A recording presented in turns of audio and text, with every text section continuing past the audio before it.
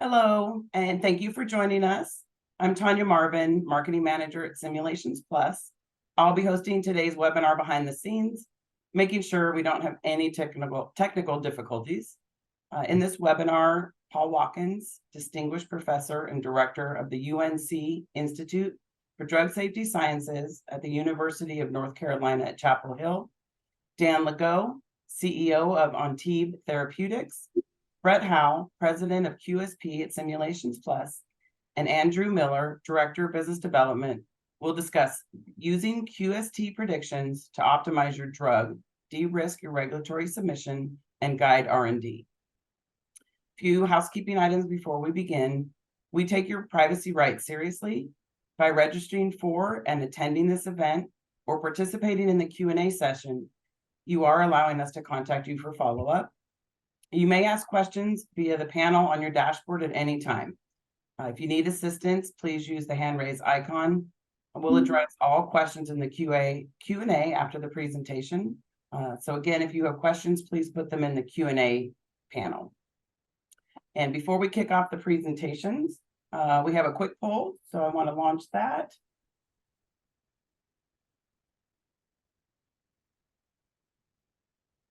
All right.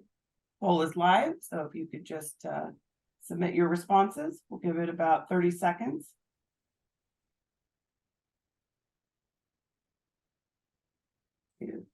Several coming in.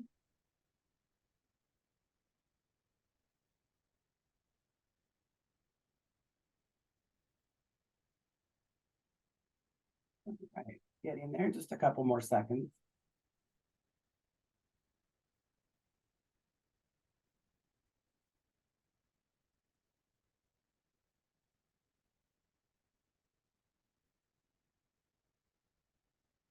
All right.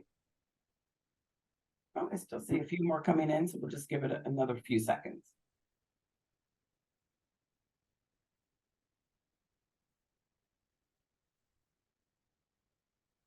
All right, I'm going to go ahead and end the poll. And let me just share the results with everyone and our speakers.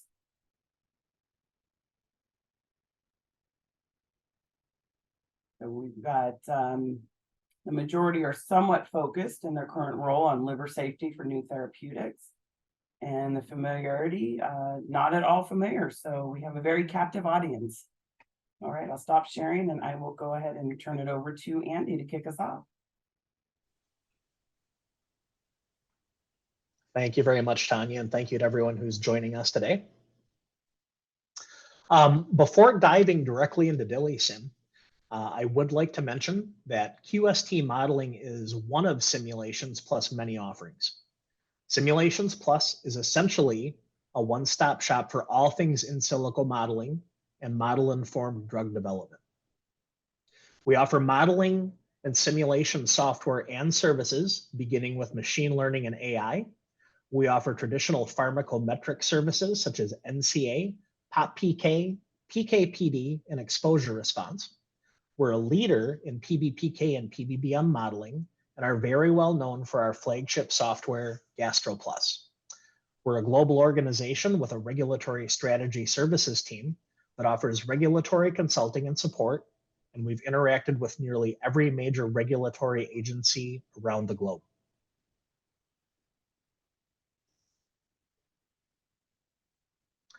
Due to our more than 25 years of modeling and simulation experience, and by incorporating the organizations of DILIsym Services, Immunetrics, Cognigen, and Lixoft within the Simulations Plus family, we're able to provide fully complementary in silico modeling solutions that inform the entire drug development process. You can literally remain completely underneath the Simulations Plus umbrella from early discovery and lead optimization through post-approval. By using integrated data modeling approaches as opposed to running standalone projects, and by advancing and leveraging bespoke models for your particular molecule, you will continue to increase the likelihood of success, safety, efficacy, and regulatory acceptance.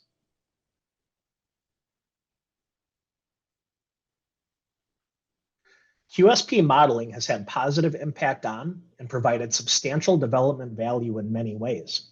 We've been able to better inform clinical trial designs, We've helped our partners understand their molecules' mechanisms of action and toxic liabilities. We've helped determine how different population types will respond to a particular therapy. We've predetermined phase 1 and phase 2 clinical responses from an efficacy perspective and predicted appropriate dosing regimes for phase 3 trials. We've performed simulations to support the avoidance of unnecessary clinical studies traditionally needed to address the FDA's fixed combination rules.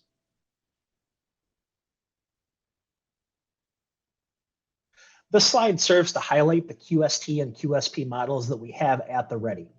We're very pleased to have just recently added the immuno-oncology and autoimmune models through our new partnership with Immunetrics. The totality of these models ensures that we are the most well-resourced and diverse QSP organization in the industry, as we have validated models ready to use for a wide range of diseases and indications. I would now like to invite my colleague Brett Howell to carry the conversation forward. Thank you for joining today. Thank you, Andy. So the meat of the program today will focus on conversations with our distinguished guests, Paul Watkins and Dan Legault. But before we jump into that, I did want to give everyone in the audience a sense for what the DILIsym platform is and some background information in case this is new for you. So again, the focus of today is liver safety in general. And for us at Simulations Plus, that usually connects back to our DILIsym liver safety simulation platform. In general, this platform has been used to predict DILI liabilities in advance and obviously save money by avoiding bad drug candidates, to rank order drug candidates and pick a lead candidate that's the most likely candidate to succeed, and then also to communicate with regulators on safety issues with information that they've requested or general toxicology investigations that help support regulatory submissions, discussions, and strategy. So across those different applications, we've worked with more than 50 companies and have more than 50 regulatory submissions into the FDA as a result of those interactions. Now, what is the foundational component of DILIsym? Well, there are three key components. It really starts with sort of the relevant biochemistry diagram shown here on the slide, and that represents an ordinary differential equation-based model of the liver, healthy liver function, as well as unhealthy liver function. So it starts with a mechanistic mathematical representation of a certain component, of course here liver focused. The second component is understanding what critical toxicity pathways are involved in disrupting liver function, as well as understanding what key in vitro assays can be utilized to assess those pathways and feed into that mathematical model to make human relevant predictions. The last key component is understanding how much of, for instance, a small molecule is in the liver. And for this, we use complex physiologically based pharmacokinetic modeling, very often leveraging our flagship GastroPlus product that Andy mentioned, which can do anything from first in human predictions to late clinical stage PBPK modeling with lots of validation data. So these key components come together as building blocks and feed into sort of the software interface that you see on the right here, and that can produce liver safety related outcomes such as the FDA's the commonly used EDISH plot published on by the FDA and others, which we'll talk more about later in the presentation. So the real crux of the conversation today will center around applications, and so I won't get into the details here, but we will discuss the CGRP programs, the VIOZA program a bit with Paul, as well as some of the things that Antib has going on as well with Dan that are related to DILIsym. However, just to point out some of the programs, this is a slide that shows some of the drugs that have actually been approved that we've worked on and that have been disclosed in public disclosures in terms of the DILIsym work. And you can see that we have everything from de-risking targets to providing confidence and new indications to providing general mechanistic safety insight to selecting critical doses for future trials, and just generally addressing regulatory inquiries that come into the company, various companies. So with that general intro, I'm going to stop sharing.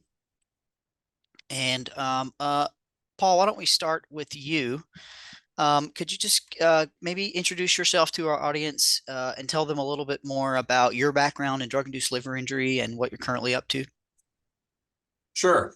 So, as you know, I'm Paul Watkins. I'm a professor at the University of North Carolina in Chapel Hill and director of the Institute for Drug Safety Sciences here, which has been dedicated in trying to understand and predict why good drugs are sometimes bad for people, and particularly focusing on the liver because I'm a clinically trained gastroenterologist with focus on liver injury.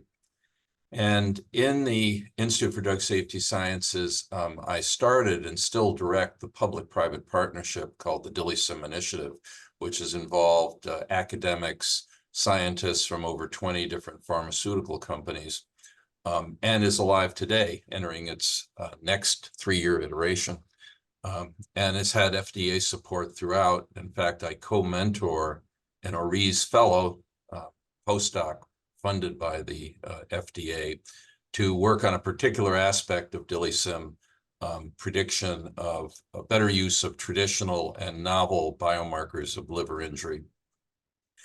And I also co-direct and am the corresponding principal investigator of a new FDA grant called the CERSI, Center of Excellence in Regulatory Science and Innovation, which involves both us and Duke as partners and collaborations with North Carolina State and a minority institution, NCCU here, which is really designed to help the FDA meet the challenges, understand and address the new scientific breakthroughs.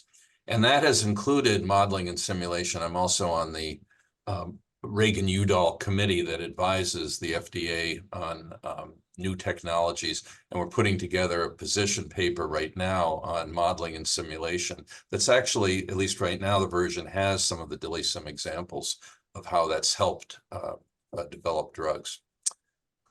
Awesome. I have 41 active, I have contracts with 41 different pharmaceutical companies to help them as they go forward in their development programs when liver safety signals emerge. So I think that's it, Brett. Anything else I left out? Well, I guess just related to that last point, can you give our audience a general sense for why companies, in general, are concerned, why with liver injury and why liver injury is such an important topic in the drug development space? Yeah, I think it's interesting. The Food and Drug Administration has a team headed by a fellow named Skip Hayashi, whose sole job is to look for liver safety problems in new drug candidates. There's no other comparable person or team at the FDA looking at neurotox or kidney tox. And that really comes back to the legacy left by a drug called troglitazone, which was approved and then withdrawn from the market after liver failures and transplants. And the idea that you should be able to follow with monitoring routine liver chemistries and prevent serious adverse events. So one big reason is the FDA has had a major concern in this. The other thing is, despite all the apparent advances in vitro screening methods, the humanized liver in the mouse and liver on a chip, et cetera, it's not clear that's really reduced the surprises late in clinical development, which would be under the idiosyncratic variety of liver injuries, at least according to the FDA. They don't believe they've seen a falling off in those kind of significant liver safety events. So that's is that good enough for you, Brett? Yeah, I guess a follow-up question there is, what biomarkers, indicators, or signatures are regulators typically looking at when they're thinking through these potential liver events and trying to assess the data and cases? Right. Well, that's one of the problems is that the traditional liver chemistries that are used to assess liver safety in clinical trials are the same ones that were used 50 years ago or more. And there hasn't been an advance in getting more it's not an issue of sensitivity. It's an issue of predicting when, as Hy Zimmerman used to say, a dog barks but doesn't bite. In other words, that there's liver chemistry abnormalities, there are concerns, but they don't portend serious liver injury, like the whole statin class, for instance. And we're really struggling now to try to find new biomarkers, a big initiative over in Europe, TransBioline, that's addressing this. But so far, there's not been any real progress. So to answer your question, it's still just looking at alanine aminotransferase predominantly, aspartate aminotransferase as well, bilirubin and alkaline phosphatase. And then when you talk about liver function, INR, potentially albumin. So the same things we've been looking at for decades. Yeah, interesting. Well, one of the things that I guess I've often heard and heard you speak about is there's this this idea that emerges sometimes, especially from those in discovery who say, well, we'll just engineer out all properties of the drugs or molecules that could be related to liver injury and now solve all the problems. And so I'm just curious, what's your take on that? What do you, give us a little, give us insight on that.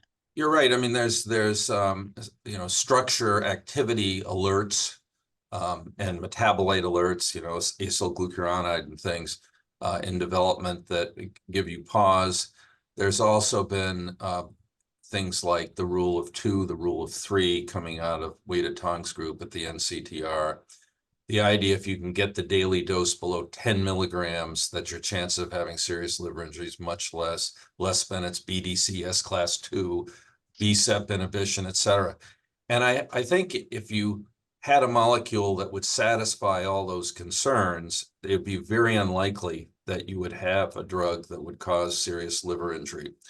The problem is, especially as the industry goes to more and more difficult to target drugs, the undruggable targets, what they're finding is they can't avoid those properties, at least all of them. So they're going forward knowing that they have some liabilities, but they can't design them out to get to the target, to get the effect that they need.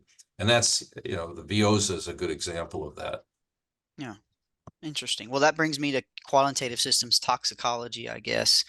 Can you give us a feel for what is quantitative systems toxicology and how, just a bit about the history of how we've gotten to this place where QST has followed on maybe some other modeling disciplines. Right. So quantitative systems toxicology is really the evolution of the current phase of what would be called pharmacometrics or quantitative pharmacology, which started in the 1950s when gas chromatography was discovered that allowed easy, accurate measurement of parent and metabolites in bodily fluids and blood.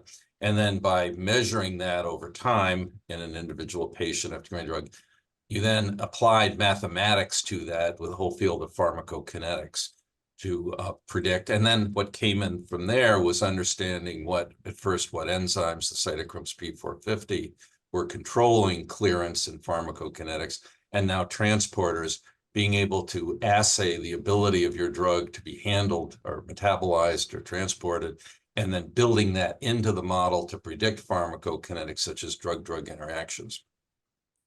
The next evolution is really PBPK, physiologically based pharmacokinetics, because usually you don't care so much about what the concentration of a drug is in blood as much as it is at the target organ, at the target, which may be inside cells, for instance, in the liver.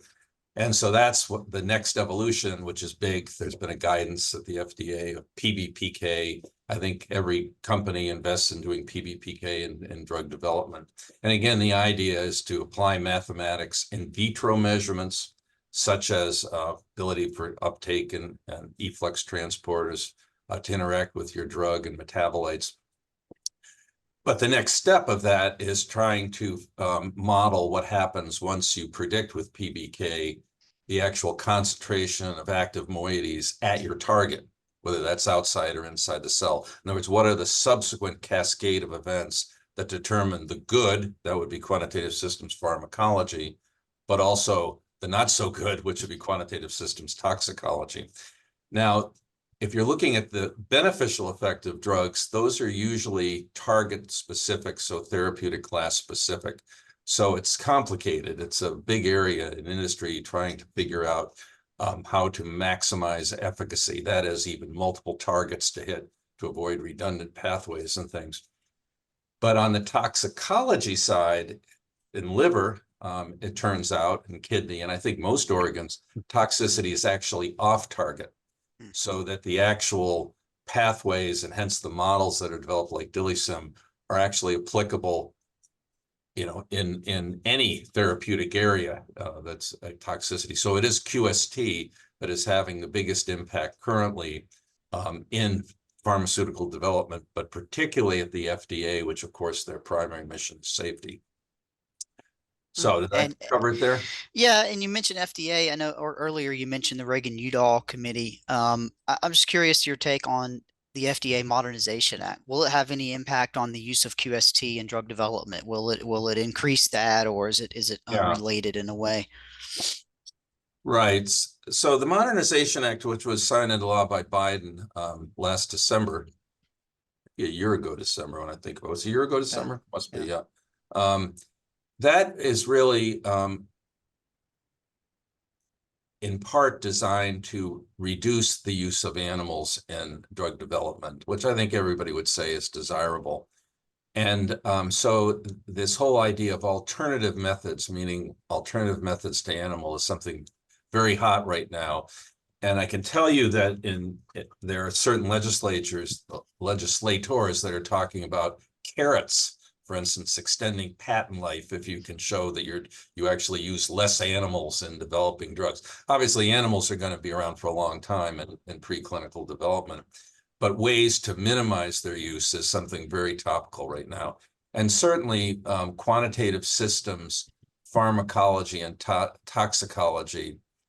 So for instance, DILIsym, it's based, it's looking at human toxicity, there's no animal in it. It's all in vitro systems designed from humans. That's something that's of great interest right now. And I think it's that act and the movement that's underway is going to dramatically increase modeling and simulation pressure within the pharmaceutical industry. Well, there were a couple of key publications I wanted to ask about that came out a year or so ago, and then one before that focused on a whole suite of CGRP receptor antagonists for the treatment of migraine, particularly Nurtec or rimegepant, Ubrelvy or ubrogepant. I think a few others were in there as well. So I was just wondering if you could expound upon kind of that CGRP receptor antagonist example where DILIsym was used as part of those programs, and kind of explain to the audience what impact it had in that case. Right. Well, CGRP was shown to be an effective target to manage and prevent migraine headaches from the monoclonal antibodies, where there was no liver toxicity concern. But as companies, particularly Merck, went to small molecules to try to do the same thing, and the first was talgagepant, they discovered actually late in clinical trials that there was a significant liver safety liability and had to abandon development of that drug. They had a backup compound, which they also advanced to phase 2, but again, had liver toxicity. And these were toxicities that were not predicted by the traditional screening that they were doing at the time. And so the third in class, which is Ubrelvy, they actually licensed out, having had enough, I guess. And so the company that got the drug then went to DILIsym and said, would you have predicted the liability of the first two in class? The answer was yes. And do you think that our drug we've been licensed is going to be safe? And the answer was yes, even at 10 times their proposed dosing. And sure enough, that's now Ubrelvy, obviously, I'm sure great commercial success went on. And it was interesting, the FDA not only commented on DILIsym modeling in their review, but also the total number of patients that actually received the drug was only in the 1,100, 1,200 range in the pivotal trial. So it wasn't a huge, long study in what otherwise are healthy, individuals with migraine headaches. And I think, there's just no question that DILIsym modeling was important both for the company to, after the failure of the first two small molecules in class, to go ahead and invest and do a phase 3 study. But it was also helpful at the time of approval. And that's been true of Zavagepant, and atogepant, and what's the other one? Rimegepant, yeah. Yeah, right. All of those ended up being modeled in DILIsym, and showing that they would be relatively safe for the liver, and that has turned out to be the case. Well, I have one more case study to ask you about, which is related to a major award. I know at the end of last year you accepted the American Toxicology Career Award, and you gave an acceptance speech there, and you mentioned an example centered around Veoza, which is a pretty hot new drug. You see a lot of ads and things for it. And I'm just curious, what impact did DILIsym have on the Veoza program in terms of what's come out in the in the reviews from FDA and that sort of thing? Right. Yeah, it was the American College of Toxicology. Very pleased to get that award.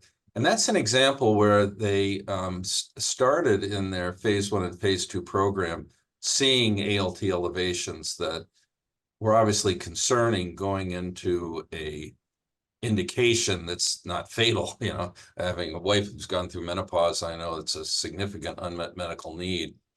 And then the question was, is this a developable drug? It obviously has intrinsic liver safety liabilities, but is there a dosing regimen that would be safe? And that's where DILIsym came in and was able to predict the liver chemistry abnormalities they were seeing at the doses they were giving in the phase 2 trial, and then to actually predict what would be a safe dose, which was taken into clinical trials phase 3, both the 30 and 45 milligrams per day. And that drug was then approved at that dose. Now, there is a comment about liver safety and monitoring this recommended for it. But again, this was not huge clinical trials, and the DILIsym modeling was noted in the actual FDA review documents, which is publicly available. So I think that's a good example of where liver safety liabilities existed in a molecule, but yet it was possible with DILIsym modeling to come up with a dosing regimen that would be relatively safe, and in fact turned out to be, and has led to approval of what should be a very successful and important drug. Yeah, thanks, Paul. Last question for you, and I'll let you off the hook and have some discussion with Dan. What are some of the cutting edge areas of research for DILIsym development going forward? I know you lead the scientific advisory board for the effort and have a front row seat and a leadership position in that. So just give our audience a feel for that. Yeah, I should just mention I have no equity in Simulations Plus. I am on the scientific advisory board, and it's something that I'm very proud to have started, the public-private partnership, and to have a front row seat for it. And obviously what DILIsym has really been, I think, a pioneer, and in some cases transformative, and the implications to drug development have been small molecules, and we know the field is going away from small molecules.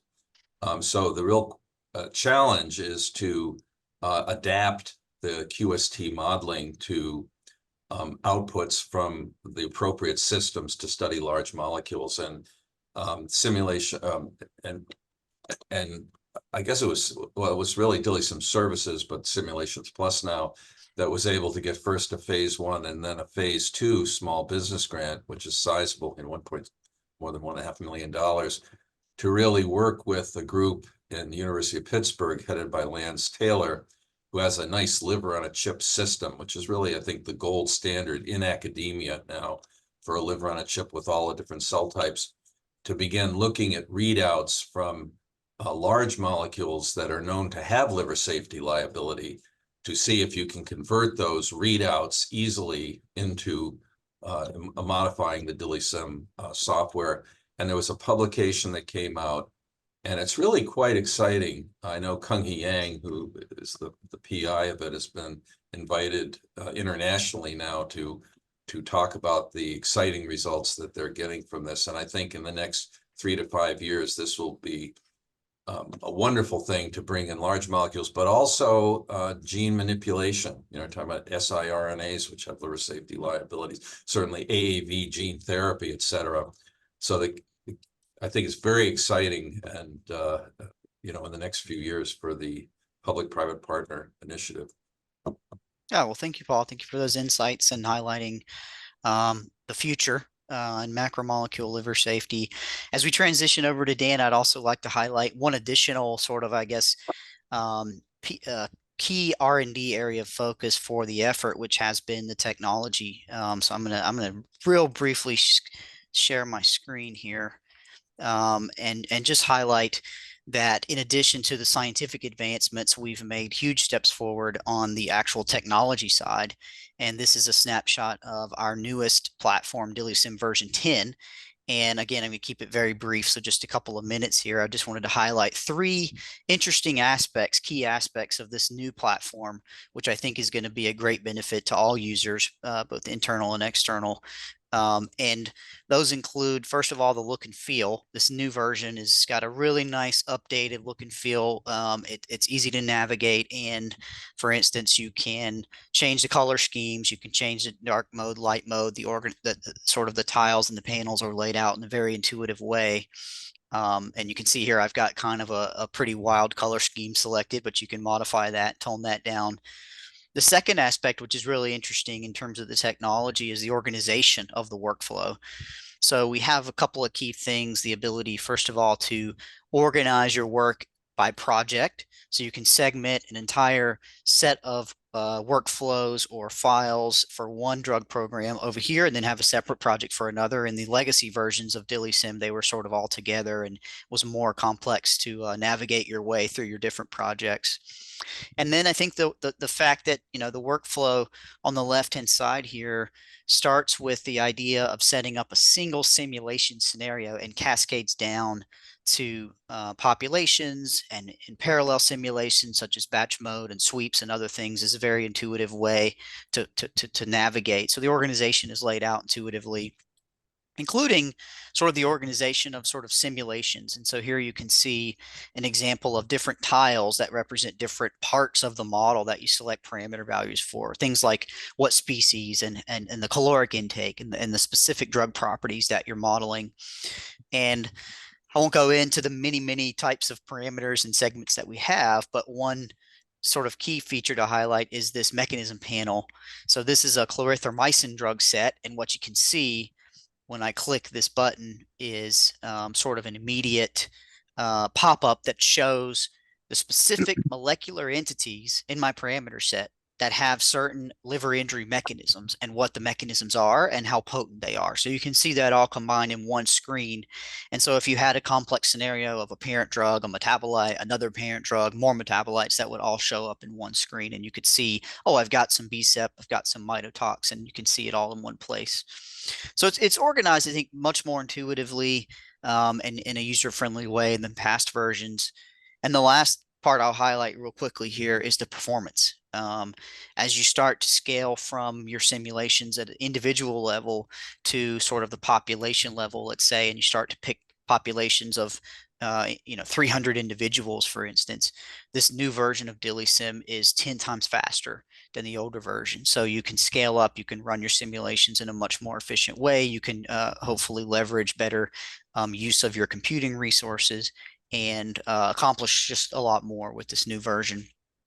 And an example of sort of utilizing that here is an example of actually a drug Paul mentioned already, triglycerin, or in a simulation here at a higher dose, just to show some examples. And this is a patient group of 16, and you can actually see a mechanistic output here. This is liver average CDCA, and you can see it going up in these patients.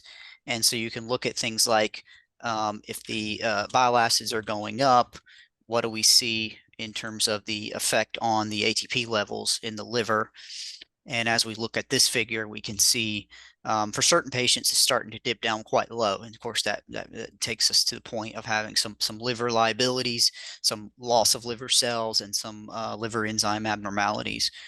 And then lastly, we can click and look at the summary plot, which I think Paul mentioned, kind of the different markers, which include ALT and bilirubin, that are typically looked at. And this is the eDish plot.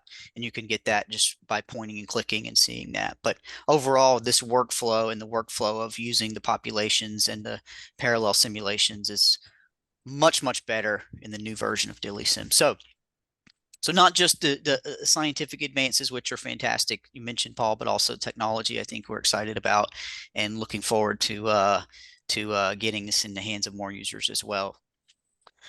So with that, Dan, I'm going to transition to you and sort of put you in the hot seat now and have a few questions for you. If you don't mind, would you introduce yourself to our audience a little bit more detail and just let them know kind of your role and what you're up to at Antibes? Sure, sure. And it's a real pleasure to be here, Brett. My name is Dan Legault. I'm the CEO of Antibes Therapeutics. We're a classic small molecule drug development company. We're based in Toronto, although our team is all over North America. And we're public on the senior stock exchange in Toronto. I'm not a scientist. My background is in law. I'm a US and Canadian corporate lawyer and was in the Air Force flying for some time, but I spent the bulk of my career managing generally fast-growing, technologically sophisticated companies or ones that were failing and then fixing them. And it was my college roommate actually that got me into Antibes. Antibes kind of neat, and I've been at Antibes now for 19 years. Awesome. Antibes, yeah. Sorry, go ahead. Go ahead. I was just going to ask Well, you, give us a sense for what Antibes is up to. So please. Sure. So at Antibes, we're leveraging two huge discoveries made by my friend and our founder, John Wallace. John is he's a gut inflammation pharmacologist. He is credited with fully elucidating how NSAIDs, or anti-inflammatory painkillers, cause the ulcers for which they are well known. We've known about these ulcers for about 70 years.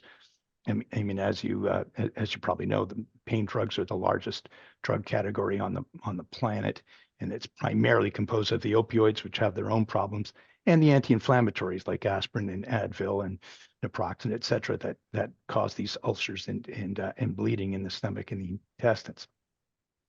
John made a second discovery around 2000, namely that hydrogen sulfide is the body's key mediator of inflammation. Just a fascinating discovery. That arose out of his great friend of his, Lou Ignarro, who won the Nobel Prize in 1998 for this. Essentially, Lou and his colleagues discovered that the body produces nitric oxide, carbon monoxide, and hydrogen sulfide were discovered soon after. They play key roles as signaling molecules. Just really fascinating. And so John reasoned that, gee, if I can come up with a molecule that releases hydrogen sulfide appropriately and attach it to another small molecule, namely a pain drug, perhaps I can alleviate these ulcers and bleeding. That took several years. Meanwhile, the science around hydrogen sulfide exploded and continues to explode. It's now known that every cell in our body produces hydrogen sulfide, for example. John was successful in that. We made a whole series of pain drugs. We chose naproxen to be our lead drug, as naproxen is generally regarded as the best of a bad bunch from a cardiovascular point of view. All of these drugs have cardiovascular toxicities as well.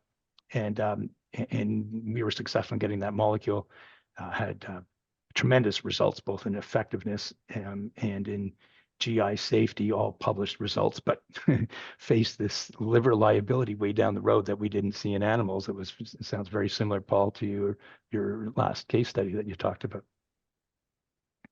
Thank you. Well, in regards to that program, I know that anybody following Antibes for the last year or two has kind of seen a shift or an emphasis, I should say, in some of your press releases on acute pain and kind of thinking about and targeting acute pain.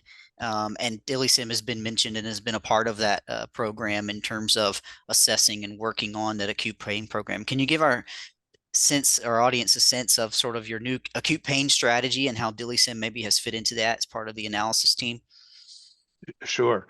So I'm sort of a bit famous for using analogies. Of course, I'm not a scientist, and so developing a drug is a challenging endeavor. Just fascinating, of course. Developing a new pain drug, there's not been a new pain drug approved in the past 25 years, and hopefully in 2 or 2.5 years we'll have one. And of course, Vertex, well-known large company, will have one as well. They're the largest category, and so of course there's huge unmet need. Our drug was performing very, very well in a very large, for example, phase 2B study of 384 people, a blinded study with multiple arms and placebo, really nice effect scores, but oh my gosh, the liver enzymes are too high. And we had seen that way earlier in a phase 1, but we were at substantially 1/6 of the dose. Our drug is surprisingly more potent in humans. We also had fantastic phase 2b GI safety data. I mean, I'm a public company CEO, so I have to choose my words carefully, but dramatically better is not inappropriate. But these liver enzymes, and actually we talked to you about, Paul, and we received some great advice from you several years ago, were really too high. All these drugs produce transient liver enzymes, primarily ALT. We never had bilirubin issues, but ALT is still too hard. And even at lower doses, and when we were quite low because our drug is surprisingly potent, over the longer term, over about 3.5 weeks or so, we were seeing levels that they were always transient, but they would be too high, and our drug wasn't really approvable with that dosing regime and at that doses. So that was profoundly, of course, disappointing after a long time. We'd already started to work with you to try to understand what was going on, and we had gone to lower doses, but after about 3.5 weeks, had found that. So I made the decision to switch to acute pain, where we weren't really seeing the issues, but we didn't understand what was going on. We've been working on it for years and couldn't understand it. We have 8,000 person days of people on drug, over 700 people in multiple clinical trials. But and when we looked at every single person, there was an exposure limit, a cumulative exposure limit, and it only happened above that. And so in acute, we knew we would have room to move, but we really wanted to understand. I mean, it was pretty fascinating. I remember the day more or less when your team, Brett, came up with results that finally parted the fog for us. We finally understood what is going on. And from that, the fix was relatively easy. We should talk about it because it really is fascinating.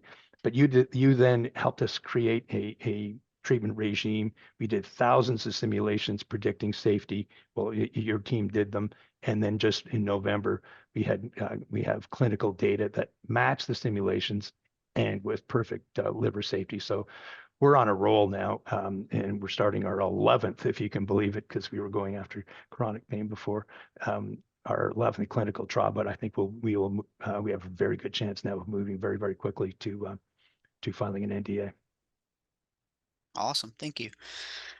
So I guess broadening it out a bit, and you guys have a fascinating story at OnTeeb of using modeling and simulation in what is a complex sort of strategy type approach area that you've laid out here pretty well.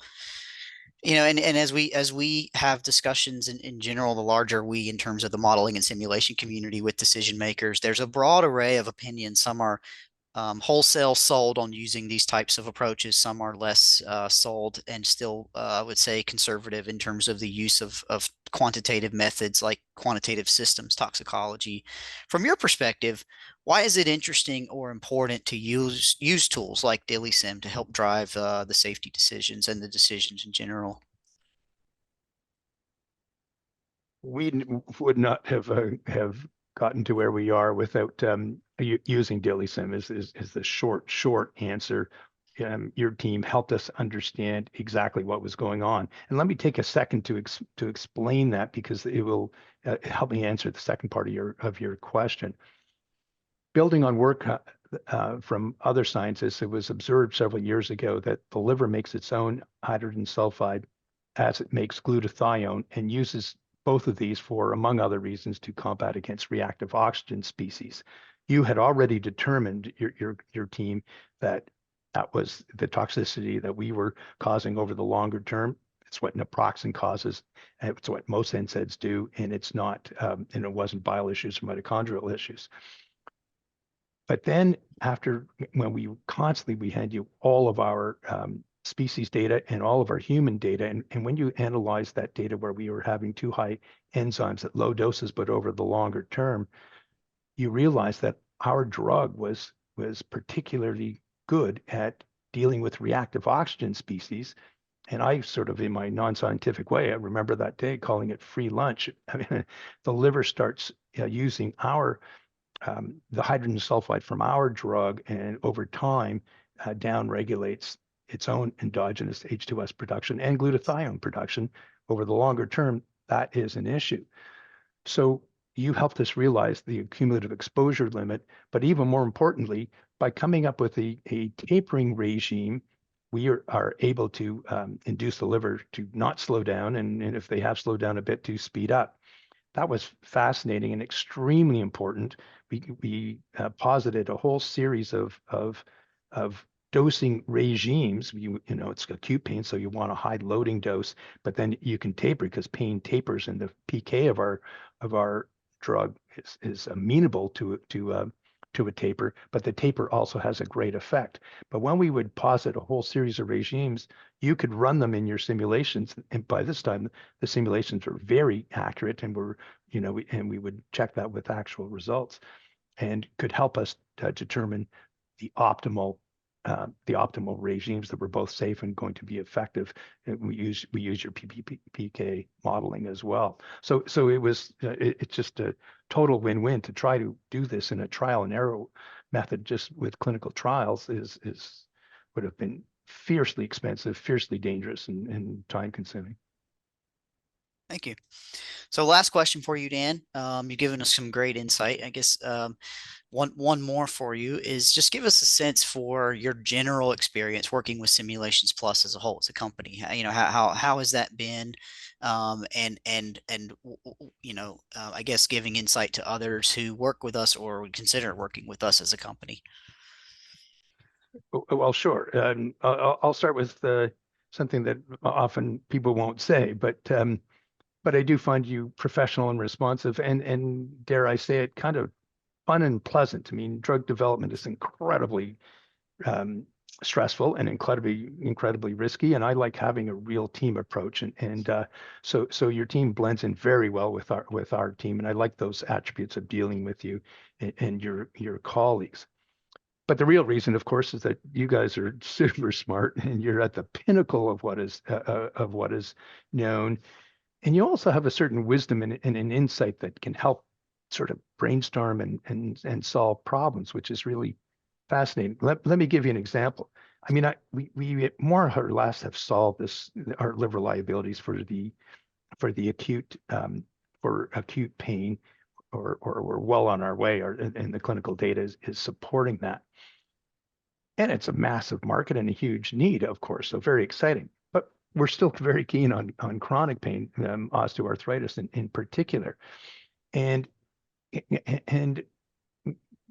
it strikes me as if working with your team, we will be able to figure that out. So we're already working on what I think of as base science projects with your team to let's really understand that endogenous H2S glutathione connection, and what sort of causes it to downregulate, and what causes it to kick into gear again. I mean, most chronic conditions aren't perfectly the same. They ebb and flow, and perhaps there is a regime over the long term that we can come up with. That would be impossible to do in clinical trials, but it's certainly able to do in modeling. But it takes a real back and forth and a brainstorming approach to discuss things, and then to run and learn and move forward. We think your team is superb at that, and it's a real pleasure as well. Great. Thank you, Dan. Excellent insight. So thank you, Dan. Thank you, Paul, for the, indulging me with the questions. I think we'll turn now to some questions from our audience to close out the webinar for the last 10 minutes or so. I'll start with a question that I think, Paul, I'll give you a chance to answer it first, and I'll maybe add a little insight as well. And it relates to the use of DILIsym. I guess you could say, in a way, it relates to some of your comments around the FDA Modernization Act and the use of animals, but kind of indirectly. The question is, what are some examples of how DILIsym can be used now to supplement or guide the type of non-clinical studies that are typically submitted in regulatory submissions? And then it was further clarified that this might be, for example, an initial IND submission type scenario. What would the data package look like? In other words, how would DILIsym kind of support the non-clinical data package that might go in before opening an IND? So I don't know if you have any comments to, or any thoughts, and I can add to those. One of the things that I was just thinking of when Dan was talking about, why don't more people, use quantitative systems toxicology earlier in drug development, even in compound selection. And it does remind me that with pharmacokinetics, once the discovery of cytochromes P450 occurred, and the fact you could clone it and have test tubes with it, there was a meeting in the mid-1990s, actually headed by Les Bennett, for those who know who he is, still very much around. I was just at a meeting with him in his mid-80s, and proposing that really companies should figure out which P450 metabolizes their drug, because it would give guidance to drug-drug interactions, potentially genetic polymorphisms, other aspects.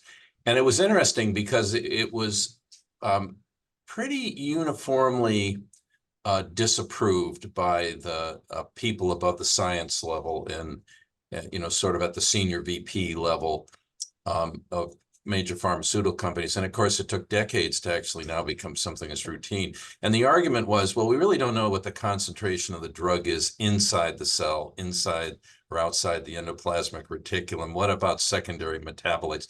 This science will just cause delays in drug development. It'll actually lead to the need to do more drug interactions because of false positives. And of course, here we are, where this is just a very routine part of drug development now, including transporter screening. And I think, the reality is that there's just sort of a tendency within the industry to want to do it the way it's always been done. Okay, two species, the Ames test, you check these boxes, you move on. And new technology always takes a while to come around. And as I say, I don't think animals are going to go out anytime soon. But still, the earlier that you begin to think of human systems and what are the off-target general mechanisms of most common mechanisms for drug toxicity, I think that's what's happening now. It's creeping in. The FDA's starting to say, well, what did quantitative systems toxicology modeling show? We know about correspondence like that. And of course, the only game in town, if you're talking about liver, is DILIsym. I don't know if I'm answering your question directly, Brett, but yeah, I think it's a good insight, and I would add to it that I'm reminded of an example. So first of all, I think in this setting we're probably not prepared to get into the details of specifically what animal studies you might reduce or alter, and specifically how your DILIsym package would look to augment that. I think that's a little bit more nuanced depending upon the program, the indication, the unmet and medical need, and all those other factors.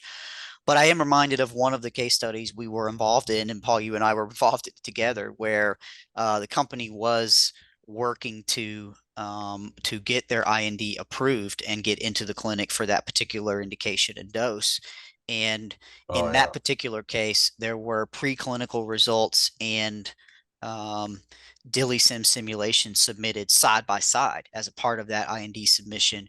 And at the IND pre-meeting, Paul and I attended, and we took questions on the DILIsym results, and the feedback to the company involved, okay, this is interesting, very compelling, do some additional preclinical studies, and then the IND was approved. So my point is, it's sort of I think that the DILIsym simulation results, which are of course very human oriented, but not in vivo, really help augment and sort of work very well with the in vivo results, which satisfy some criteria and also alleviate some fears. And it's the art of how much of each one makes the most sense depending on the indication. But in that particular case, the combination of those two things together as part of that IND package was very well received. And I think since that time, there's been a lot of examples where more in the realm of moving to phase 2, or moving from phase 2 to phase 3, or moving to submission and approval, where DILIsym has been formally included in those submissions or the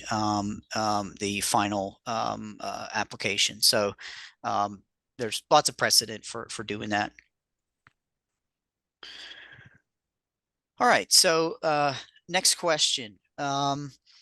Paul, this is an interesting one. It goes back to kind of your comment around the future of DILIsym and some of the research occurring in macromolecules. And the question is, aren't all nonce molecules safe for the liver? Why would there be liver safety concerns, or are there really liver safety concerns being highlighted in the drug development world for non-small molecules? Sort of surprising, I guess. Yeah, well, I think that's right. I think we all assumed that it was a small molecule liability, the reactive metabolite hypothesis, and that when you move to large molecules or even gene therapy, that there wouldn't be a concern about liver safety. But lo and behold, there's a big concern. And there are many, because I consult so widely, there are many large molecules, including monoclonal antibodies, that are banned early in clinical trials because of liver safety signals. And it's fascinating, what mechanisms are involved, but at least so far with the work that DILIsym, which is this collaboration, which is part of, by the way, the public-private partnership with Lance Taylor's group, as they're looking at things like checkpoint inhibitors, what they're finding is some of the readouts are the same things as small molecules, oxidative stress, interference with bile acid homeostasis, et cetera. So, again, this is a very active, interesting area, but it has been a surprise to me, and I think to everybody, that large molecules actually frequently have liver safety liabilities. Thank you, Paul. Well, next question I can take, which is, have DILIsym results been submitted to other regulatory agencies globally? We focused a lot during this discussion on the FDA, and the answer is yes. We are aware, certainly, of submissions and discussions and interactions with the EMA and PMDA as well, and in Japan. So lots of global submissions, and I think probably additional ones as well. And oftentimes those are sort of course, programs where there are multiple markets being targeted. And so there may be a submission preparation for the FDA or in one market that's transitioning to conversations in another. So that's happened quite a few times. We're wrapping up. So last question is actually for Andy. Andy, how would a potential client engage with Simulations Plus in this area? Of course, we've shown today, we've discussed projects and sort of case studies. We've discussed software. There's a lot there. How would somebody sort of parse through that and engage with us? Yes, thank you, Brett. You can reach out directly to me. And as Brett mentioned, and as I mentioned earlier, as with all things that Simulations Plus offers, we license all of our software. And for all of the software that we license, we're happy to perform projects and services for you. If you're interested in software or services, I can provide you with how our software licenses arrangements operate. We're also happy to tailor a project to meet exactly what your needs are and answer exactly the questions that you need to have us answer for you. So simply reach out directly to us. Happy to set up one-on-one conversations to learn more about exactly what you need to use DILIsym for, and we'll connect you. Thank you. All right. Thank you, Andy. And I want to thank all of our speakers, Andy, Dan, Paul, for taking the time to be with us today and share some insight with our audience. It was a real pleasure. And thank you all for joining us and taking the time as well. Those of you who logged in or reviewing the recording back. And as Andy said, feel free to get in touch with us, and we'd love to continue the conversation. So thanks again, everybody. Thanks, Brett. Bye now. Thank you.